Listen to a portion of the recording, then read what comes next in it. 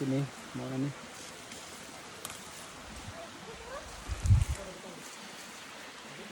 Pilipino kaon sagbot. Healthy lifestyle kuno eh.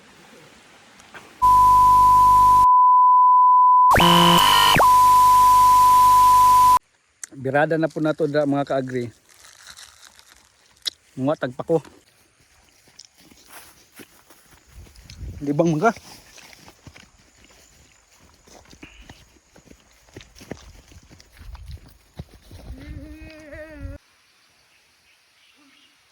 Dagko king kawayan eh. Dagko pa sa kong bagtak. Pamutol na. So mao ni karon no. Laag dala pamugas. So dagan kay diri mga kabukid no. Mga kaagri. Natural grown na ni siya by nature.